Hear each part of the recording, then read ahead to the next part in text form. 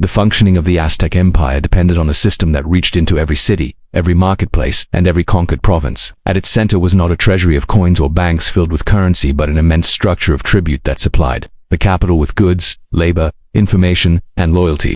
The people who made the system work were not warriors on the battlefield, but the administrators, scribes, merchants, collectors, and overseers who understood how to measure and organize the empire's wealth without conventional writing or currency. Their work created a mechanism through which the empire survived, expanded, and projected its power across Mesoamerica.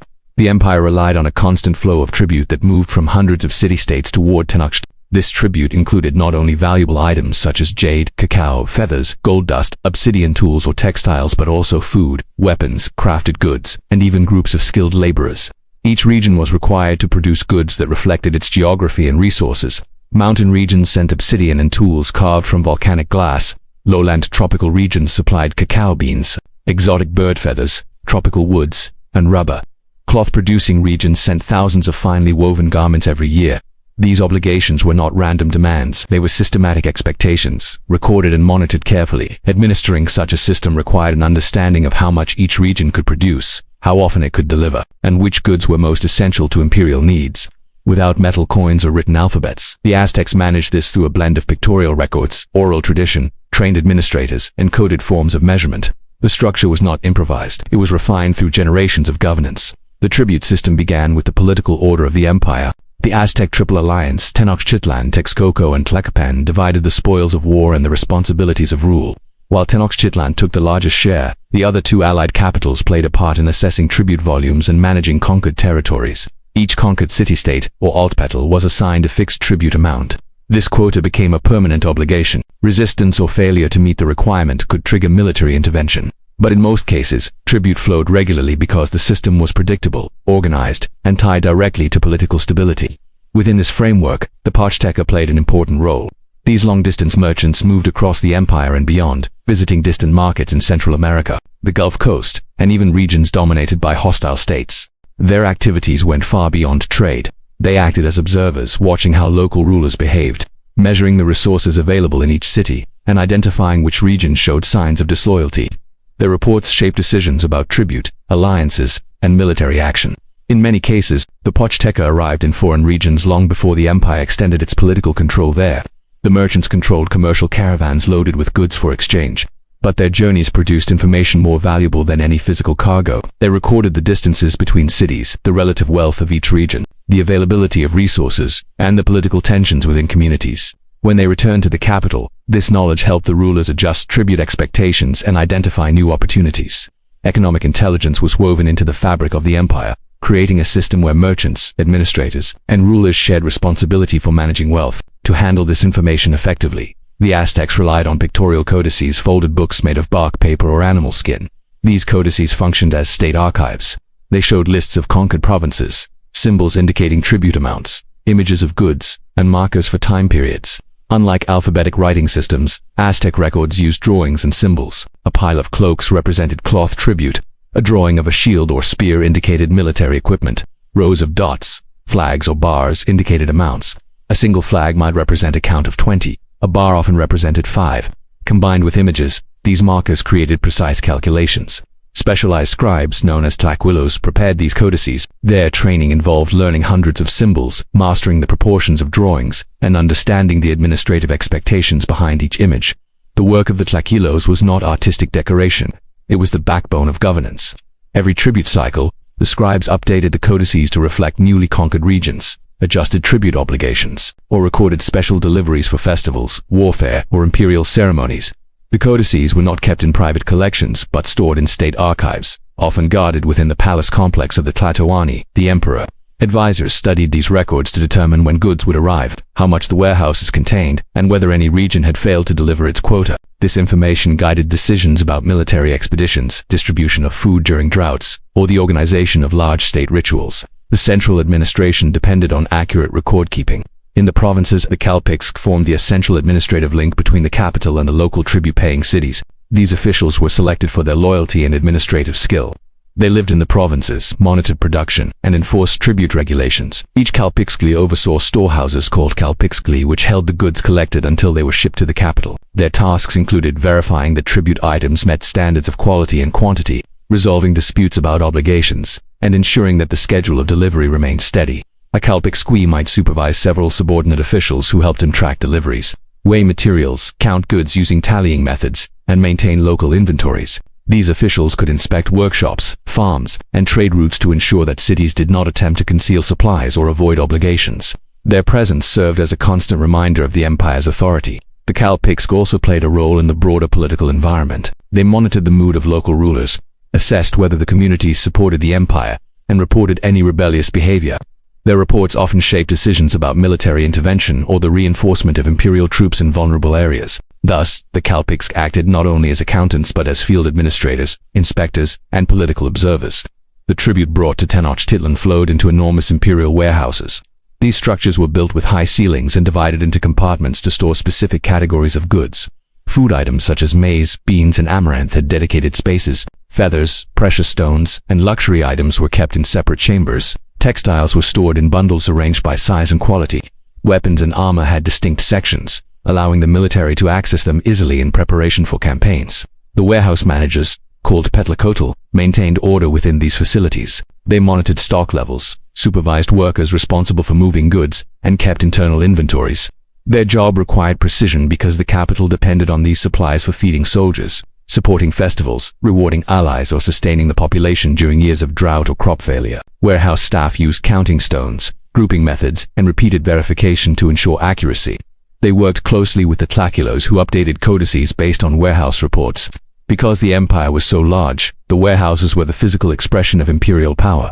Visitors could see the mountains of cloaks, weapons, food, and precious materials stacked floor to ceiling. These goods displayed not only wealth but the breadth of the empire's influence. Each bundle of garments, each crate of feathers, and each sack of cacao beans represented a distant province under imperial control. The tribute system also created a network of obligations among the Aztec nobility. Local rulers were responsible for organizing tribute production within their own territories. They oversaw commoners who grew crops, wove cloth, or crafted goods for the empire. Local nobles were held accountable for meeting quotas. Failure to do so put their positions at risk. In this way, the tribute system acted as a tool of political discipline. At the same time, the imperial nobility in Tenochtitlan benefited from the tribute inflow. The emperor distributed portions of the goods to high-ranking officials, priests, warriors, and members of the aristocracy. This distribution strengthened loyalty and reinforced the hierarchy. Gifts made from tribute goods served as political currency, binding elite families to the central government. Although the system was rigid, it allowed for some flexibility. If natural disasters prevented a region from producing its usual goods, the Calpixc could negotiate temporary adjustments. But such exceptions were rare and carefully documented. Most regions were expected to fulfill their obligations regardless of circumstances. The stability of the empire depended on the continuous flow of tribute. The administrative system extended into the social and religious spheres. Priests required large quantities of goods for ceremonies, festivals, and temple offerings. Many of these materials, such as incense, food, and textiles, came from tribute. This means that the administrative state intertwined with the spiritual apparatus of the empire. The economic system fed the religious system, and the religious system reinforced the political order. The tribute system also shaped military operations. Before launching a campaign, generals studied codices to determine which regions had the resources needed to support the army. Tribute warehouses supplied weapons, armor, food, and other essentials. The success of military expansion was linked directly to the competence of the administrative network. Conquests increased tribute, which strengthened the military, which in turn enabled further expansion. Every part of the system relied on trained individuals who understood their roles. The Aztec accountants were not isolated professionals, but participants in an interconnected administrative machine. Their skills included counting, record-keeping, logistics, storage management, economic observation, and political assessment. Instead of desks and ledgers, they worked with codices, tally stones, inventory bundles, and oral reporting. Their work kept the empire functioning. Because the empire's wealth was measured through goods, not money, the accountants had to visualize value differently. A city that provided 10,000 woven cloaks each year was considered wealthy. A city that provided a single turquoise stone of exceptional quality was also valuable. Value depended on rarity, difficulty of production, and symbolic importance. The accountants balanced these factors when assessing each region's obligations. As the empire expanded, the administrative system grew more complex. Newly conquered regions required assessment, organization, and integration. The Pachteca evaluated these areas, The Tlaquilos documented them, the Calpixc oversaw their tribute, and the Petlacalcotl incorporated their goods into the warehouses. The emperor and his council reviewed the results, adjusting political strategies accordingly. Each conquest increased the administrative load, but it also increased the empire's capacity to project power. The tribute system did not exist in isolation. It was linked to markets and trade routes. While tribute provided goods for the state, the marketplace provided goods for ordinary people. The Pochteca bridged these worlds by transporting goods across regions and engaging with traders from independent or rival states. Their commercial networks influenced tribute expectations. If merchants discovered a resource in a distant region, the state might later demand that resource as tribute. The system was designed for efficiency but not equality. Tribute demands fell heavily on the lower classes of conquered cities. Commoners, known as Mackaiwalton, wove the cloth, grew the crops, carved the tools, and transported the goods. Their labor fueled the empire. For them, the tribute system was a constant obligation that shaped their daily lives. Even so, many regions accepted tribute payments as the normal price of political order. As long as the empire provided relative stability and protection, tribute obligations remained manageable. The structure endured for decades, allowing the empire to sustain large populations, frequent military campaigns, and elaborate religious festivals. The administrative network made it possible for a capital city built on a lake to become one of the largest and most powerful urban centers in the pre-Columbian world. The complexity of the Aztec tribute system becomes even clearer when examining how time, cycles, and schedules structured the administrative calendar. Tribute was not delivered randomly. It followed precise intervals based on the Aztec solar calendar. Many provinces delivered goods every 80 days, a number derived from cycles that matched agricultural production and transport realities. This consistency allowed the central government to plan ahead. Priests and astronomers who managed the calendar worked indirectly with the accountants by ensuring that tribute dates aligned with seasonal realities. Seasonality affected what each region could supply. Highland regions produced different kinds of crops and goods than tropical lowlands. The administrative apparatus recognized this by assigning tribute that matched local capacity. However, the empire also demanded prestigious goods such as eagle feathers, jaguar pelts, turquoise mosaics, or intricately crafted jewelry. Even if production required long-distance networks, these items often came through the Pochteca, who moved luxury goods from distant markets to imperial warehouses, where they were recorded, stored, and redistributed. Long-distance trade routes depended on safe passage through various territories, and the Pochteca had permission to travel through multiple regions as representatives of the state. Their caravans required planning. Goods had to be protected, counted, and documented at checkpoints, especially if they were ultimately destined for imperial tribute or ceremonial use. When these merchants returned to Tenochtitlan, they reported both the goods they had obtained and the information they had gathered. Their observations could include changes in local leadership, disruptions in trade, shifts in alliances, or evidence of unrest. Such intelligence fed into the administrative calculations made by the Council of Rulers, strengthening the empire's ability to anticipate problems before they escalated. If a region exhibited signs of rebellion or refused to meet tribute obligations, the administrative response involved multiple layers of action. First came increased monitoring by the Calpixc. These officials inspected storehouses, verified records, and consulted local nobles. If a community argued that natural disasters had reduced its capacity, the Calpixc noted the claim and checked conditions personally. Some exemptions existed, though they were rare and temporary. The state expected tribute to continue in some form, even during hardship, and local leaders were responsible for ensuring that the imperial expectations were met. When local resistance became overt, the military became involved. The administrative system recorded not only tribute but also manpower and military obligations. Regions had to supply warriors during campaigns. The codices listed these obligations alongside physical goods. Failure to provide soldiers could be interpreted as defiance. The imperial army, which relied heavily on the supplies from tribute warehouses, mobilized quickly. Administrative records helped the generals know where supplies were abundant, which regions needed reinforcement, and how long a campaign could be supported. The warfare itself fed back into the administrative system. Victorious campaigns produced new tribute regions, adding to the workload of scribes, collectors, and warehouse managers. Within the capital, the movement of tribute shaped the city's daily life. Each arrival of tribute goods was a communal event. Caravans of porters carried bundles on their backs, often walking for days. They entered Tenochtitlan through designated causeways and pathways, delivering the goods to officials who examined each item for quality. The goods were then counted using tally stones, gestures, and sometimes recited formulas known by trained assistants. After verification, the goods were carried to warehouses and placed in the appropriate sections. Inside the warehouses, managers arranged items with precision. Food was stored in ways that minimized textiles were kept dry and carefully wrapped. Luxury goods were protected from damage. Inventory rotation ensured that older supplies were used first, especially during periods of shortage. The warehouse system demonstrated a level of logistical organization comparable to that of many complex ancient states. Despite the lack of written numbers or paper records, the central government also used tribute to support large-scale events. Festivals dedicated to major deities required enormous quantities of food, drink, clothing, masks, incense, and ceremonial items. Many of these materials came directly from tribute. The administrative system made such celebrations possible. Priests consulted codices to ensure that supplies matched ritual demands. Warehouse staff prepared items in advance. Scribes documented special distributions, marking them in codices so they could adjust inventories and plan for future events. The empire's rulers understood that visible displays of wealth strengthened political authority. Tribute goods were showcased during major processions, reinforcing the message that the empire was prosperous because it commanded loyalty from distant regions. These displays were not merely symbolic, they reminded both citizens and conquered peoples that imperial power rested on steady administrative order. The people involved in record-keeping formed a specialized class within society. The tlaculos, scribes, underwent rigorous training. They learned how to paint symbols, maintain proportions, and express complex ideas through imagery. Their work required precision because misrepresentation could lead to incorrect tribute demands or administrative confusion. The scribes served not only the emperor but also local rulers, merchants, priests, and military officers. Their skills were essential for communication across the empire, especially because pictorial writing could be understood by speakers of different languages within Mesoamerica. Similarly, the Kalpiks needed training in mathematics, geography, and political management. They memorized tribute lists, learned local customs, and built relationships with regional leaders. Many were chosen from the noble class, ensuring loyalty to the emperor.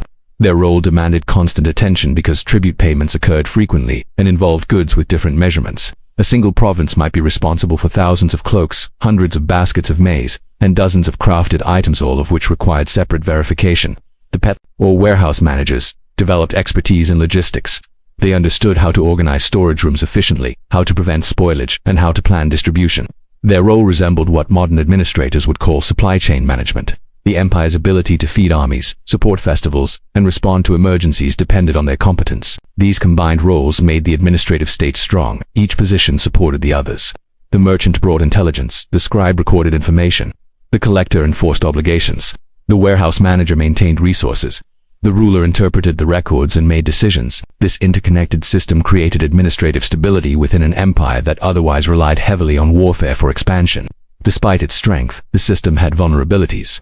Because the empire relied on goods rather than currency, storing and transporting tribute required significant labor.